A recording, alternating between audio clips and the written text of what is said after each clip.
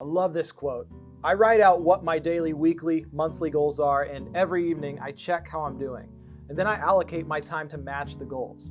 People think that creativity is this free spirit that has no boundaries. No, actually the most creative people in the world schedule their creativity. That's the irony. That's a great quote from Daniel Ek, who's the CEO of Spotify. I love this quote from the CEO because it couldn't be more true for career musicians, songwriters, or producers. Most of you watching this video probably think that your next big idea is going to come when you're least expecting it, and you'll have to scramble to record it or write it down. I can tell you from my personal experience of having written and produced 28 #1 radio singles that every single hit I've ever been a part of is simply a result of a day on a calendar, literally scheduling it and showing up and then giving it my best shot. It really is that simple, deceptively simple. Those of you who have taken upon the mission of making your life about creating music for the world know how hard this is. It says easy, does hard. The rubber meets the road when you've got to show up and sit down and just start writing or practicing and doing whatever it is that you need to be doing. Many of you have heard me reference one of our early Made It in Music podcast episodes with Jason Ingram when he said, "Your calendar will tell me if you are a songwriter." It is so true. Probably even more so now when most of us are in COVID times working from home. It's more important now than ever to learn how to manage our own productivity and our own energy and our own schedule.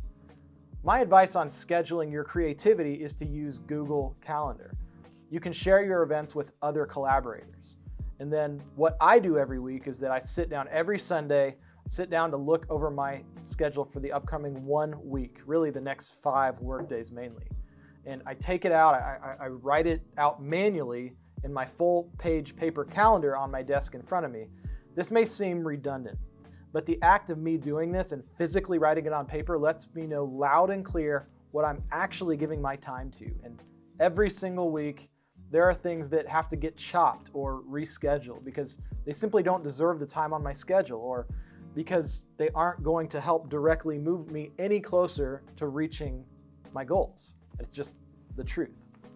And then it simply comes down to personal discipline, showing up and doing it, doing the work. I do the same thing for my date nights with my wife even, for our workouts with our personal trainer, for all meetings, for all writing sessions, for all production sessions, and all other work appointments. Once you've scheduled it, half the battle's done. The other half is just getting yourself into the habit of never breaking your commitments. Never breaking your commitments. If you're not used to thinking of creativity this way, it may feel foreign to you.